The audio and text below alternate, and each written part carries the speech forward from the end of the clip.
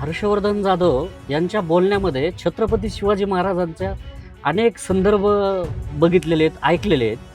अलीकडे मात्र हर्षवर्धन जाधव यांची बोलताना जेव्हा सुरुवात होती, वेगवेगळे व्हिडिओ लाईव्ह असेल, तेव्हा त्यांची सुरुवात मात्र जय श्रीरामपासून होती. हा कसा बदल झाला? कौटुंबिक जो विषय आहे तो विषय आता नगण्य आहे माझ्या दृष्टीने. तुमचं नातं आता कुठल्या वळणावर आहे? मी डायव्होर्स फाईल केलेला आहे. त्यांनी त्याचं काही रिप्लाय दिलेलं नाही आहे, समन्स गेलेत. हा वनवास कधी संपणार आहे? एक वनवास म्हणूयात आपण याला. आपला वारस हा विषय समोर येतो. नमस्कार, सत्ताकारांमध्ये आपलं स्वागत आहे. आपल्यासोबत आहेत हर्षवर्धन दादा जाधव, महाराष्ट्रातील स्पष्ट वक्ते आणि प्रखर भूमिका मांडणारे नेते म्हणून त्यांची सबंध महाराष्ट्रात ओळख आहे. सतत महत्त्वाच्या विषयाला ते हात घालत असतात. आज आपल्या सोबत स्टुडिओमध्ये आहेत. दादा, सत्ताकारांमध्ये आपलं स्वागत आहे. आभारी आहे. आपण वेगवेगळे टप्पे बघितलेले आहेत. खरं तर महाराष्ट्राला सगळ्यात अगोदर एक मोठी ओळख म्हणून मराठा आरक्षणासाठी पहिला राजीनामा फेकणारा आमदार म्हणजे हर्षवर्धन दादा जाधव अशी ओळख झाली. आणि त्यानंतर महाराष्ट्राने प्रत्येक वेळी तुमच्या भूमिकेकडे बघायला सुरुवात केली की तुमची एका विधानसभेपुरती नसून राज्याच्या संबंधाने वेगवेगळे विषय मांडत गेलात आणि राज्याचे लक्ष वेधून घेतले. आजही आपण बघतो की तुम्ही काय बोलतात याच्याकडे सतत लक्ष असतं. सध्या आपण काय करत आहात? देश वाचवण्याचे प्रयत्न. राष्ट्र असेल तर सगळंच असतं. दुर्दैवाने ही बाब, असं म्हणूया की एखादं ज्याला व्यसन तर नाही म्हणणार, मी म्हणेन की एखादा मद्यपान केलेला व्यक्ती ज्याला किती आपल्याला मार बसतोय याचं भान नाही आहे. कारण का त्याचं तो मद्यपानाने पूर्णपणाने तो वेढला गेलेला आहे. अशीच साधारणतः परिस्थिती राष्ट्रात काम करणाऱ्या, राज्यात काम करणाऱ्या सत्ताधाऱ्यांची झाल्यासारखी वाटते. देशाच्या एकूण उत्पन्नाच्या तुलनेत देशामध्ये असलेली जी कर्जाची स्थिती आहे ही अति भयानक पद्धतीने पुढे चाललेली आहे. याच देशाची आहे का तर असं देखील नाही. अनेक देशांची ही परिस्थिती आहे. मात्र ती परिस्थिती ही या देशाच्या या झालेल्या परिस्थितीला जस्टिफाय करू शकते का, हा महत्त्वाचा प्रश्न आहे. आणि याला मार्ग काय आहे? मार्ग उपलब्ध असताना न कळणे हे मद्यपीचंच लक्षण आहे. आणि मी नेहमी मांडत आलेलो आहे की आता कर आणि कर्ज यावरती देश आता चालणार नाही. ही पद्धत बदलावी लागेल. या पद्धतीला बदलून जमीन महसुलातून जर आपण पैसे उपलब्ध केले, जमीन महसूल म्हणजे काय, जे अनेक शासनाच्या जमिनी भाड्याने दिलेल्या आहेत, याचा बाजार भावाप्रमाणे जर आपण भाडं घेणं सुरू केलं तर आपण कितीतरी जास्त पटीने करापेक्षा आणि कर्जापेक्षा महसूल जमा करू शकतो. आणि त्यातनं आपण लोकांना करमुक्ती देऊ शकतो. आपण स्वतः देश कर्जमुक्त होऊ शकतो. एवढंच नाही तर आपल्या अर्थसंकल्पामध्ये किमान 10 पटीने, किमान म्हणजे मी त्याचं कार्यकक्षासुद्धा मी विचार नाही करू शकत, इतका प्रचंड पैसा यात उपलब्ध आहे. आणि म्हणून त्या बाबतीमध्ये काहीतरी पॉझिटिव्हली करायला हवं, नुसतंच आपल्या चायपी चर्चा नको. म्हणून एक CAG report controller auditor general of इंडियाचा 2013चा मी रिसर्च करत असताना मला मिळाला. आणि तो रिपोर्ट वाचल्याच्या नंतर माझ्या लक्षात आलं की जे मी म्हणतोय ती गोष्ट खरी आहे आणि त्याला कुठंतरी एक कायदेशीर ऑटोनॉमस बॉडीचा आधार आहे. आणि राज्य सरकारच्या ज्या या जमिनी त्या कॅग रिपोर्टमध्ये अधोरेखित केलेल्या होत्या, त्याच्या संबंधी राज्य सरकारने सुप्रीम कोर्टामध्ये देखील एक ॲफिडेव्हिट दिलं होतं की आम्ही मोठ्या जाहिराती देऊ, कशा पद्धतीने आम्ही या सरकारी जमिनी भाड्याने देऊ. मात्र त्यांनी ते फॉलो केलेलं नाही, ते इम्प्लिमेंट केलेलं नाही. आणि पुन्हा एकदा अशाच पद्धतीने या संबंधीचा एक रिपोर्ट कॅगनी 2019-20ला बनवला. आणि त्यातनं हे निदर्शनास आलं की अरे, हे काही यांनी अंमलबजावणीत केलेलं नाही आहे. म्हणून या संदर्भामध्ये मी एक हायकोर्टामध्ये याचिका दाखल केली. आणि सन्मान्य हायकोर्टाने राज्य सरकारला आत्ताच काही दिवसांच्या पूर्वी एक नोटीस देखील काढली की तुम्ही याचं काय केलंय. या नोटिसेसचा आता मी सध्या वाट बघतोय की सरकार काय उत्तर देईल. साधारणतः आत्ता जे मी तुम्हाला म्हटलं की देश वाचवण्याचं काम म्हणजे नेमकं काय, तर मी हे करतोय. आज मी म्हणजे अत्यंत विनम्रपणाने तुमच्या माध्यमातून सगळ्या महाराष्ट्राला, देशाला सांगू इच्छितो की हा एवढाच आता मार्ग आहे आणि आपले राज्यकर्ते जे आहेत त्यांना आपल्याला हे सुचवायला हवं. आता तेलंगणामध्ये बंजारा हिल्स जो एरिया आहे, जसं आपल्याकडे मलबार हिल आहे, हा सगळा बंजारा हिल तिथल्या राज्य सरकारचा आहे. मग कशाबद्दल आपण कर घेतोय? ते सरळ सरळ बसलेत आणि बिलकुल पण भाडं देत नाहीत. ही बाब चुकीची आहे. एखाद्याने वाटेल तितके कष्ट करावे आणि त्याला सुविधा न मिळता त्यांनी आपले कर भरत राहावे आणि एखाद्याने कुठल्याही पद्धतीचं भाडं न भरता सगळ्या सुविधांचा लाभ घ्यावा, ही बाब संविधानाला विसंगत बाब आहे. एक दिवशी आपल्या देशाचा नेपाळ होईल, जो माझ्यासारख्या लोकांना कोणालाच आवडणार नाही की गावगुंड रस्त्यावरती फिरतायत आणि दुकानं फोडतायत. म्हणून चोख बंदोबस्त याचा होण्याची आवश्यकता आहे. काल परवाच राज्याचे मुख्य सचिव श्री राजेश कुमारजी यांना मी भेटून त्यांना हे सगळं सांगितलंय. म्हटलं साहेब एवढाच मार्ग आहे. राज्याची स्थिती अत्यंत दयनीय आहे आणि याची आकडेवारी राज्य सरकारकडेही उपलब्ध आहे ऑफिशियल साईटवर आणि गव्हर्नमेंट ऑफ इंडियाकडेही आहे. Very bad situation. माझं म्हणणं आहे राज्य असेल तर राजकारण, म्हणून पहिल्यांदा राज्य वाचवणे, राजकारणच बघता येईल. हे बोलत असताना सध्या आपण बघतोय पक्ष कशी फोडाफोडी झाली. बघावं लागतं की हा नेता, आपला जो नेता आहे तो आता आहे का ह्याच पक्षात का दुसऱ्या पक्षात गेलाय. नैतिकता आणि प्रामाणिकपणा हा प्रश्न सातत्याने समोर येतोय. कसं बघता तुम्ही याच्याकडे? माझं तर स्पष्ट मत आहे की माणूस म्हटल्याच्या नंतर हाडामासाचाच आहे, कोणी काय आणि कोणी काय. त्यामुळे कोणाला नाव ठेवण्यात काही मजा नाही. होय, जर जग नष्ट होण्यापर्यंत ती गोष्ट जाणार असेल तर त्याच्यामध्ये काहीतरी करायला हवं. आणि आत्ताची परिस्थिती तीच आहे की अखंड जग, मध्यंतरी वर्ल्ड बँकेतून एक प्रेस रिलीज आला म्हणण्यापेक्षा त्यांचं भाषणच होतं की जागतिक कर्ज हे जागतिक उत्पन्नापेक्षा वाढलंय, ह्याला काहीतरी करा. जगातल्या देशांना आवाहन केलं काहीतरी करा, नाही तर सगळे बुडणार आहोत. आता या परिस्थितीमध्ये आपण येऊन पोचलोय, हे कोणत्या प्रवृत्तीमुळे येऊन पोचलोय? ही जी तुम्ही सांगताय त्या प्रवृत्तीमुळे. म्हणजे मला आमदार का व्हायचं आहे तर मला पैसे खायचे, मला मंत्री का व्हायचं तर मला पैसे खायचे, मला नगरसेवक का व्हायचे तर मला पैसे खायचे, मला पोलीस का व्हायचे, कॉन्स्टेबल तर मला पैसे खायचे. म्हणजे हे जे आता होऊन बसलंय सगळं, मर्यादा राहिलं नाही पैसे खायला. हे एक प्रवृत्ती झाली आहे. ही एक अशाच पद्धतीने हे योग्य असतं, अशा पद्धतीची एक मानसिक बैठक तयार झाली आहे आणि यातनं जग बुडतंय. आता जग बुडतंय म्हणजे काय? मंगळ ग्रह बुडतोय का? पृथ्वीच बुडते. मग आपण कुठे राहतो? पृथ्वीवर राहतोय. मग अशा या एकंदरीत पार्श्वभूमीवरती आता ज्या गोष्टी बिलकुलच परवडणाऱ्या नाही आहेत त्या गोष्टी करायला नाही हव्या. आता ज्यांची इथपर्यंत वैचारिक बांधिलकी नाही आहे किंवा कदाचित ते तिथपर्यंत ग्रास्प करू शकत नाही, ते त्याच लाईनने जाणार आहेत.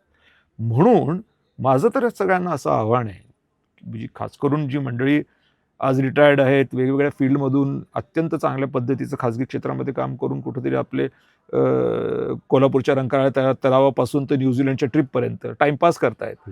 बट मी तर त्यांना म्हणतो की टाइमपास करू नका. त्यांना टाइमपास करण्याचे दिवस गेलेत.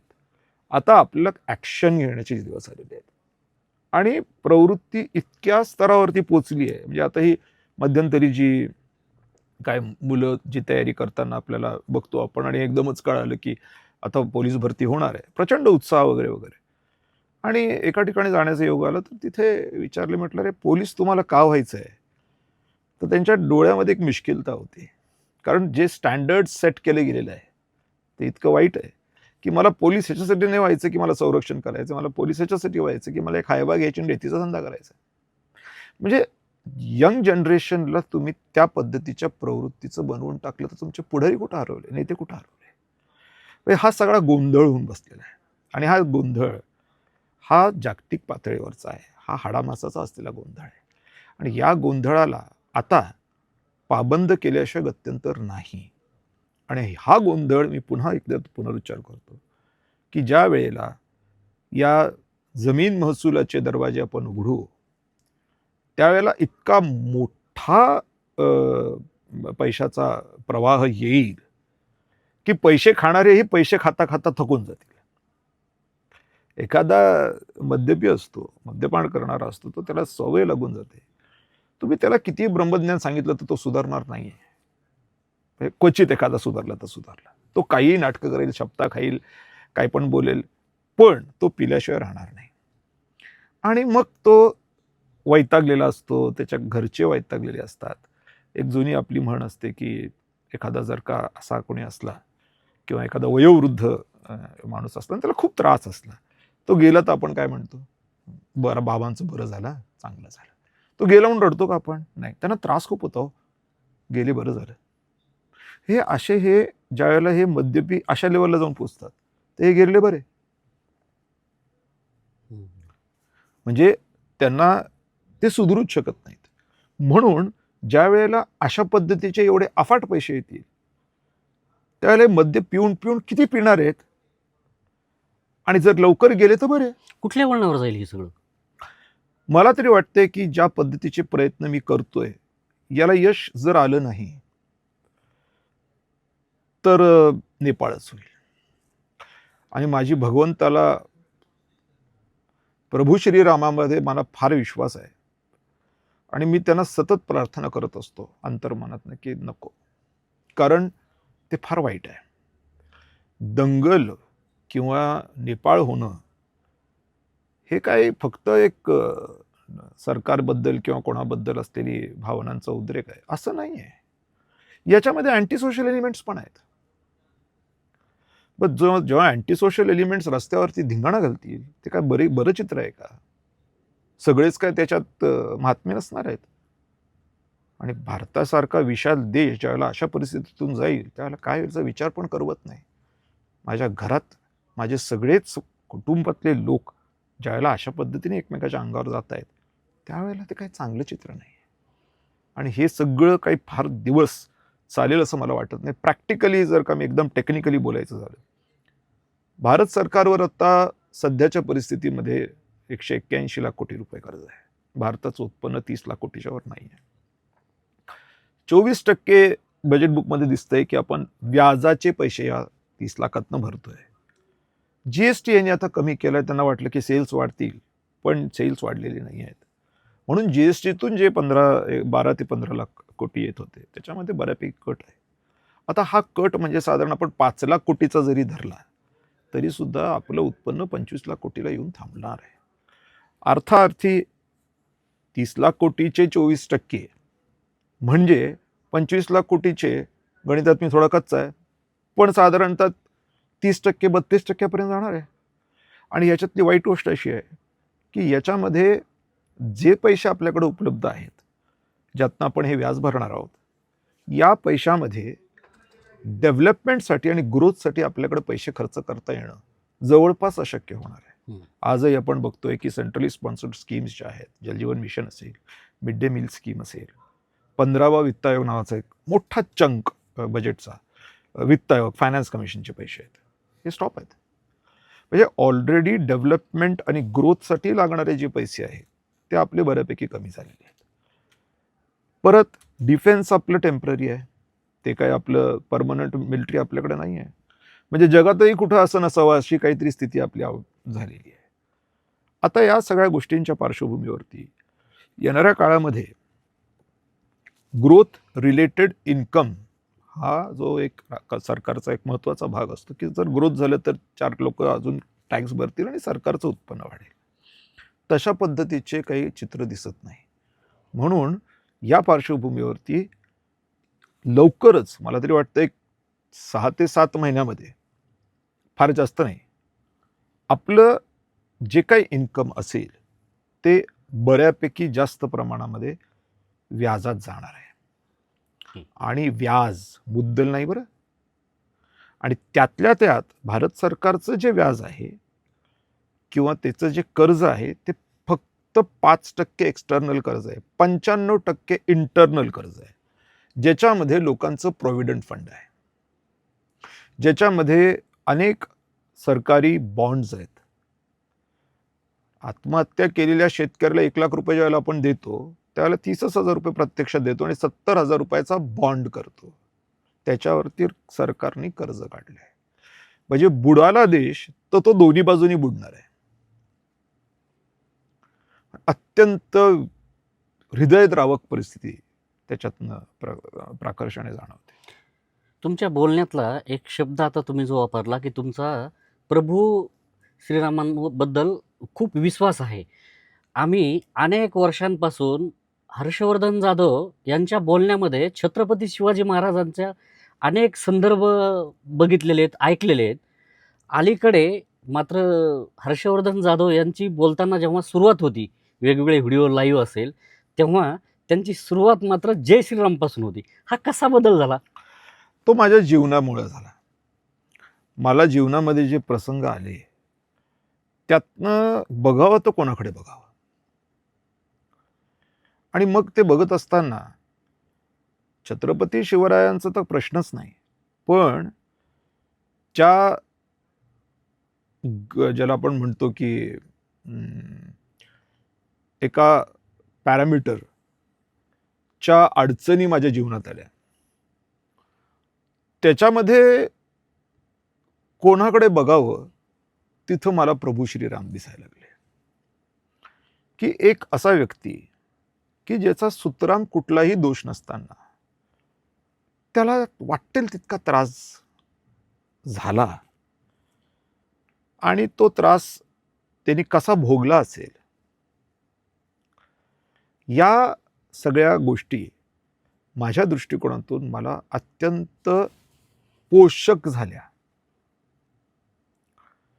म्हणजे माझ्या ज्या काही गोष्टी आता घडल्या माझ्या जीवनामध्ये, सगळ्या महाराष्ट्राने बघितल्या आहेत, पब्लिक पर्सन असल्यामुळे अर्थात त्याच्या पलीकडे काही नाही, तर ह्या सगळ्या गोष्टींमधून जात असताना मी विचार करायचो की याच्यात माझा काय दोष आहे. कारण जेव्हा गोळाबेरीज करायला जायचो तेव्हा ती माझ्या बाजूची कधीच लागायची नाही. मग अशा या एकंदरीत परिस्थितीमध्ये आता जीवन जगायचं तर कसं जगायचं, आणि असं काय घडलं असेल की मला याच्यातनं जावं लागतंय ज्याच्यामध्ये सुतराम माझा दोष नाही, पण हे माझ्या बरोबर घडतंय. आणि त्या पातळीवर विचार करत असताना प्रभू श्रीराम दिसतात की एवढा प्रचंड मोठा माणूस, दोष नसताना त्याला वाटेल तितका त्रास सहन करावा लागला, त्यात पुन्हा सगळ्यात आवडती व्यक्तीचं अपहरण होतंय, काहीच पाठबळ नाहीये, कोणच नाहीये, आणि वनवासात आहे. तो 14 वर्ष वनवास होता. अं, आपण बघितलं तर सतत आपण त्याच्याबद्दल बोलल्या जातं वगैरे सगळं. हा वनवास कधी संपणार आहे? एक वनवास म्हणूयात आपण याला. नाही, आता हा वनवास नाही आहे. त्याचं कारण असं आहे की जागृती ज्या दिवशी आपल्याला येते त्या दिवशी आपला वनवास संपतो. तुम्हाला काय वाटतं, मंत्री झाल्यावर वनवास संपतो? पंतप्रधान झाल्यावर वनवास संपतो? मूर्ख आहेत, असं नाही होत. जागृती झाल्यावर वनवास संपतो. तुम्ही जागृत ज्या दिवशी झालात त्या दिवशी तुमचा वनवास संपला. जागृती झालेली आहे. प्रश्नच नाही, निर्वादपणे झाली म्हणजे झालीच, त्याच्यामध्ये कुठली शंकाच नाही आहे. आपण कुठलीही गोष्ट असो, राजकारणात लढणं असेल, सीमेवर लढणं असेल, कुठंतरी आपल्या घरच्यांचं बळ आपल्या पाठीशी, त्यातल्यात आईवडिलांचे आशीर्वाद असतात वगैरे, सगळं हे असं असतानाच आपल्यासोबत बाबा पत्नी असेल किंवा पत्नी लढत असेल तर तिचा पती असेल, याचं जे बळ असतं ते लागत असतं असं आपण ऐकत आलोत. पण इथं मात्र तुम्ही दोघंजणच एकमेकांच्या विरोधात होतात. आता तुमच्या पत्नी त्या ठिकाणी आमदार आहेत आणि तुम्ही त्या ठिकाणी आता विरोधकाच्या भूमिकेमध्ये आहात. अजून बी आहात, निवडणुकीच्या आधी होतात, निवडणुकीत होतात आणि आता पण आहात. तर काय कसं काम चाललंय सध्या? कसं बघताय तुम्ही त्या मी कामकाजाकडे? परत तुम्हाला आठवणीत आणून देतो. इंटरव्ह्यूच्या सुरुवातीलाच आपण बोललो की तुम्ही मला प्रश्न विचारला, तुम्ही सध्या काय करताय? मी म्हटलं मी देश वाचवायचं काम करतोय. मी आत्ताही तेच करतोय. मी या प्रश्नाचं उत्तरही तेच देतो. तिची असेल किंवा इतर लोकांची असेल, जागरूकता नाहीये. आपला देश किती अडचणीत आहे याचं भान न राहता पोलिसांच्या गाड्या पुढे मागे ठेवून पळवणे हे काही जागृतीचं लक्षण नाहीये. म्हणून त्या व्यक्तीला जागृत करण्याचा प्रयत्न करणे, आणि नाही जागृत झाला तर बायपास करून आपलं आपलं काम मात्र श्रद्धेने करत राहणे, हे काम मी करतोय. या कौटुंबिक जो विषय आहे तो विषय आता नगण्य आहे माझ्या दृष्टिकोनात. कारण ज्या वेळेला तुमचा कॅनव्हास वाढतो त्यावेळेला तुमच्या लक्षात येतं की अरे बापरे, मी तर कुठंच नाही आहे. आणि म्हणून पुन्हा एकदा तिथे येतो मी की प्रभू श्रीरामाचं तुम्ही, आता काही लोक त्यांना काल्पनिक पात्र म्हणतात, त्यांचं म्हणणं आहे की अयोध्या नाहीच आहे. आता कसं म्हणावं त्यांना, पण ठीक आहे, चला मी म्हणतो काल्पनिक पात्र, चला पुढे बोला. या काल्पनिक पात्राच्या आयुष्यातले जे काही घडामोडी आहेत ह्या आपल्या आयुष्यात घडत नाहीत का? निश्चितच घडतात. 100%. 100%. आजही आपण काही लोकांना हा शकुनी मामा आहे, हा दुर्योधन आहे, हा धृतराष्ट्र आहे, ह्याला पुत्रप्रेमाच्या पलीकडे काही दिसत नाही. म्हणजे हे आहेच. आणि प्रभू श्रीरामाची ज्या वेळेला विषय आपण आपल्या स्मरणामध्ये घेतो तेव्हा प्रगल्भता आपोआप वाढते.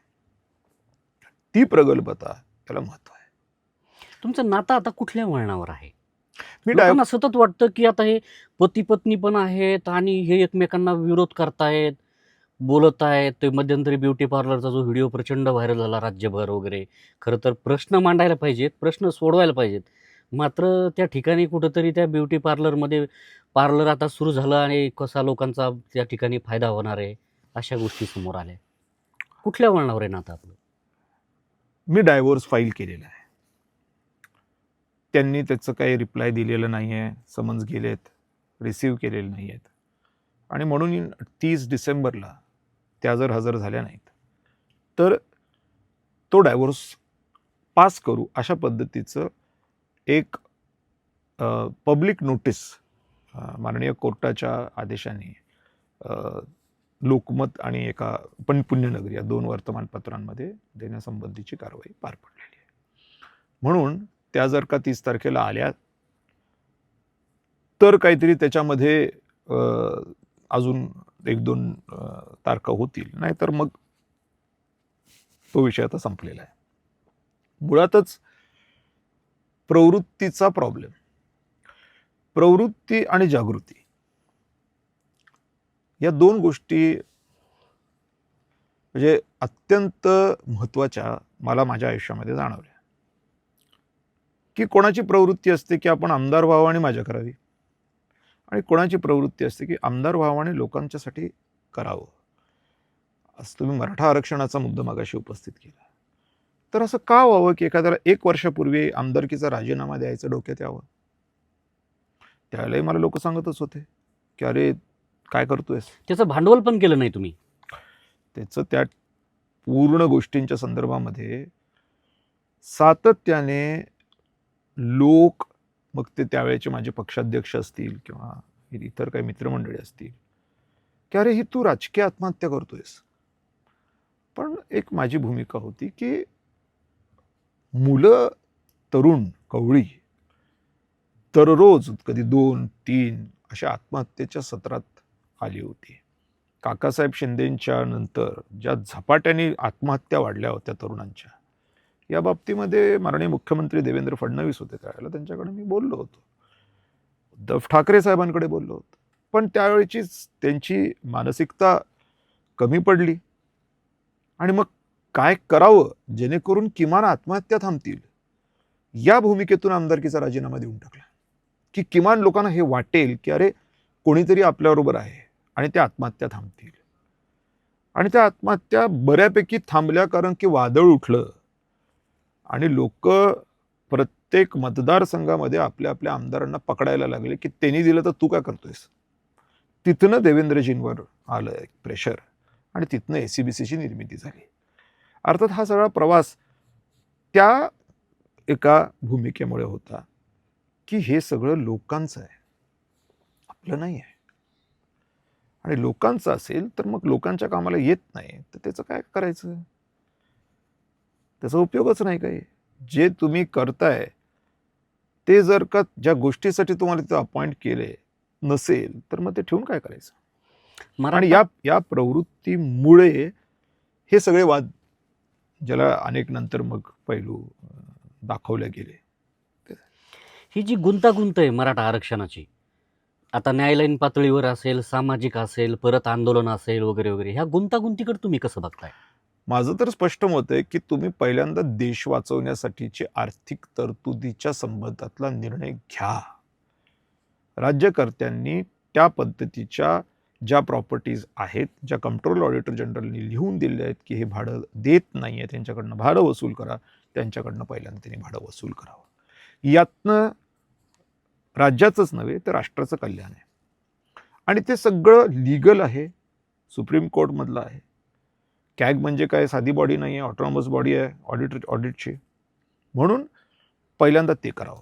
ते त्याच्यातनं पैसे उपलब्ध झाले की मग तुम्ही आरक्षणाच्या लढाया करण्याची गरजच नाही असं मला वाटतंय. कारण आरक्षण म्हणजे काय, थोडक्यात अगदी बसमध्ये बसताना 2 सीटा ज्या महिलांना आरक्षित असतात तसला प्रकार, की बाबा यांना कोणी बसू देणार नाही म्हणून यांना 2 जागा देऊन टाका. यालाच आरक्षण म्हणतो आपण.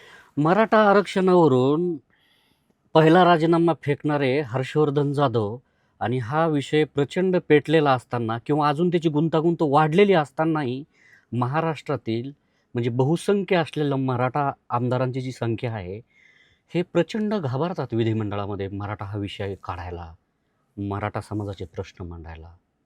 का अशी परिस्थिती निर्माण माझं झाली? म्हणणं आहे की आता मी पुनरुच्चार करतो की ज्या वेळेला आपल्याकडे पुरेसे पैसे असतील त्यावेळेला आरक्षणाची गरज पडणार नाही. कारण जर का तुम्ही 40 सीटरच्या बसमध्ये 2 जागा रिझर्व केल्या त्या महिलांच्यासाठी, तुम्ही बसेस वाढवा किंवा तुम्ही वोल्वोस करा ज्याच्यामध्ये 60 सीटर असतील. जागा वाढवल्या की भांडण कुठं उरलं. म्हणून त्या पद्धतीने विचार करण्याची गरज आहे. आता आमदार का बोलत नाहीत, मी तुम्हाला परत सुरुवात आपल्या इंटरव्ह्यूच्या तिथे घेऊन जातो की मद्यपान ज्यांनी केलेलं आहे त्याला हे लक्षात नसतं की किती मार आपल्याला बसतोय. ती उतरल्यावरच समजतं की किती फटके बसलेत. त्या मद्यपानाच्या अवस्थेमध्ये त्याला काहीच कळत नाही. आणि हे सगळ्यात मोठं दुर्दैव असतं. विशेष करून आपण आता कुठेही बाहेरगावी जायला लागतो आणि आपण ठरवतो की चला आपण एक गाडी भाड्याने करूया आणि आपण सगळी फॅमिली जाऊया. तर पहिला प्रश्न जो आपल्या घरचे विचारतात किंवा आपण विचारतो गाडी भाड्याने घेताना, ड्रायव्हर दारू तर पित नाही ना. याचं कारण काय, की तो मद्यपी असला की तुमचा जीव ताब्यात आहे त्याच्या, त्यामुळे काही होऊ शकतं. म्हणजे तशी अवस्था आहे सध्या. आहेच. मी मगाशी तुम्हाला म्हटलंय की 200 लाख कोटी 30 लाख कोटीचं उत्पन्न आता 25 लाख कोटीवर आलंय. राज्य सरकारचं 9.5 लाख कोटीचं कर्ज हे उत्पन्नात 4 लाख कोटी येणार असताना 2,88,000 ते जास्तीत जास्त 2,90,000 कोटी होईल. का? कारण का सरळ सरळ तुम्ही जीएसटी कट करून टाकलाय. जीएसटी कटमधून जो जीएसटीचा पैसा येणार तो तुम्हाला येणार नाही ना आता. मग नाही येणार ते हे पैसे कमीच झाले ना.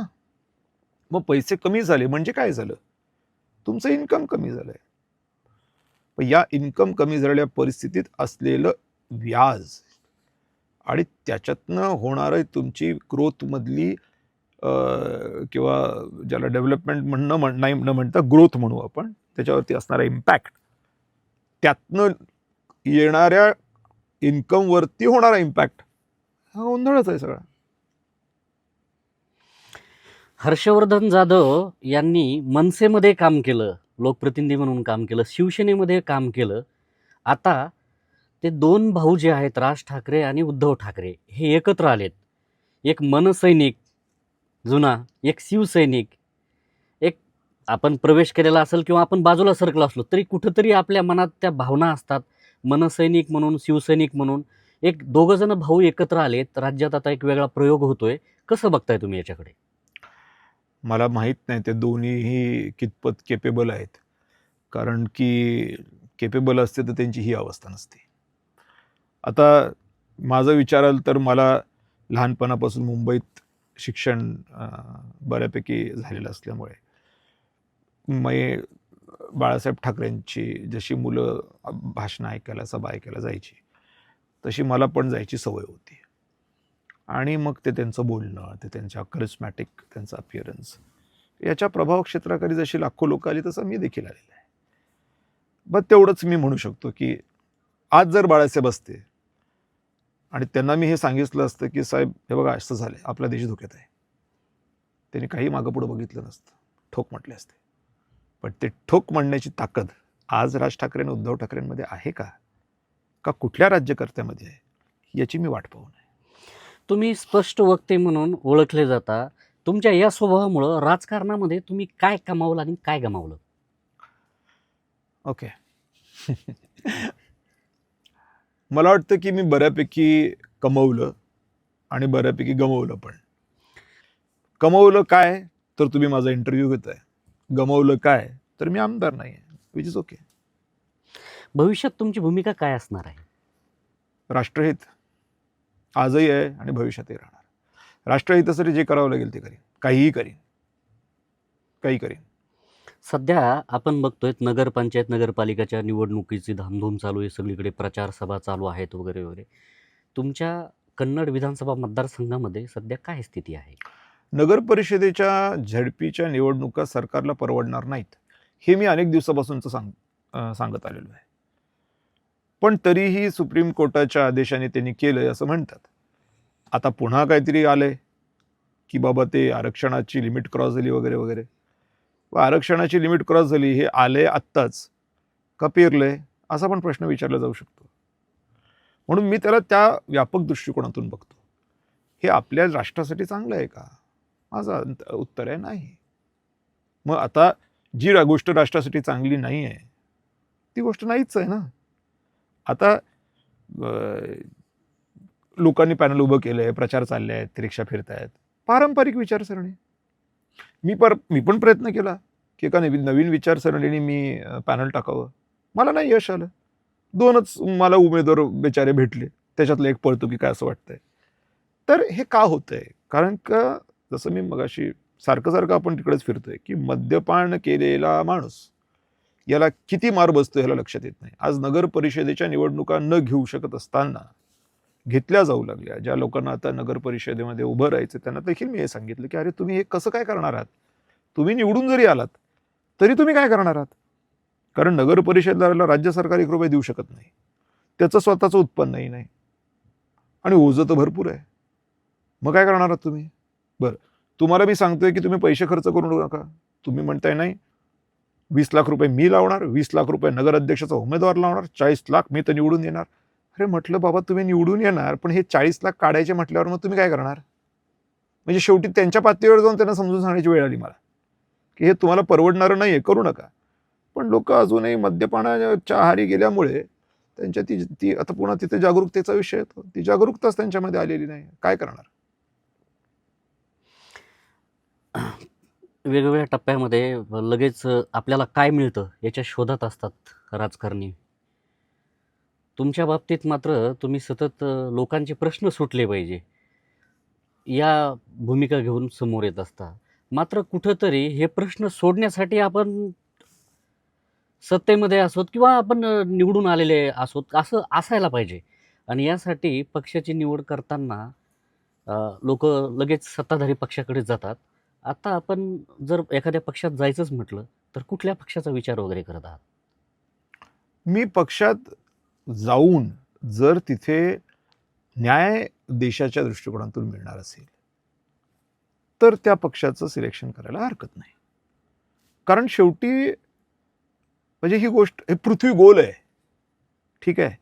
उगा आपला आगाऊपणा करून काय होत नाही. मग एक म्हण आहे जुनी आपली मराठीतली, अतिशहाण्यांची बैल रिकामे. कशाबद्दल अतिशहाणपणा करताय? फाटलंय तुमचं सगळं. मारतील लोक बुटानी, आवडेल. दारुड्याला किती मारतात चौकात चुकीचं काय केलं तर, आणि त्याला कोणी काही स्टॉप पण करत नाही. का? तो पिरियड असतो. भरपूर चोपतात आणि त्याला लागत नाही म्हणून तो आणखीन शिव्या देतो, आणखीन मार खातो, आणि जेव्हा दारू उतरते तर तो मरून जातो, कारण एवढा मार बसलेला असतो.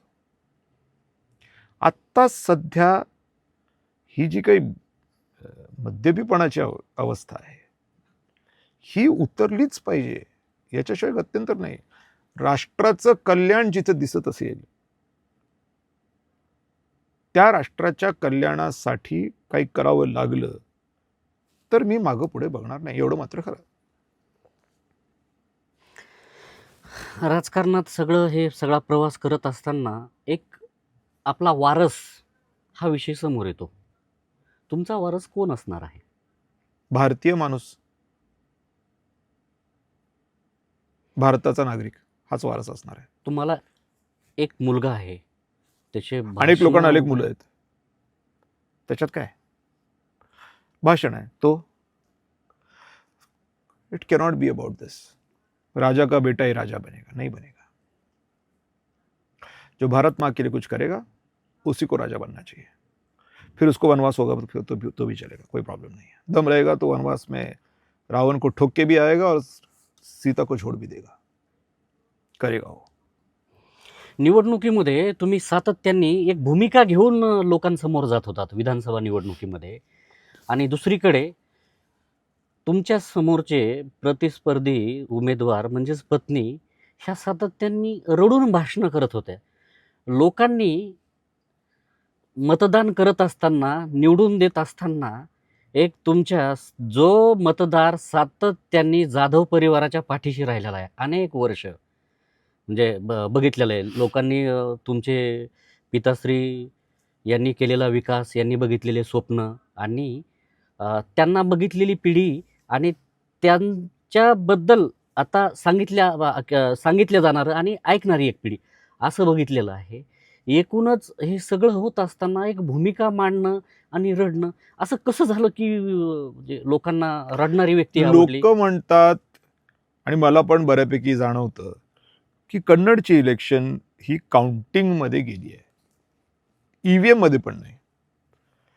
आणि वाटण्याचं कारण आहे, ते कारण असं आहे की फॉर्म 20 जो असतो त्याच्यामध्ये एकूण मतदान किती झालेलं आहे आणि एकूण उमेदवारांचं मिळून मतदान किती झालेलं आहे याच्यामध्ये अनेक गावांमधली तफावत. जेव्हा मी या बाबतीमध्ये SDM ना भेटलो तेव्हा ते म्हटले हे आमच्याकडनं ह्युमन एरर झालाय. म्हणजे अख्खी काउंटिंग प्रोसेस ह्युमन एरर झालाय. म्हणजे सिल्लोड यांना देऊन टाका आणि कन्नड यांना देऊन टाका असं तर नाही झालं ना.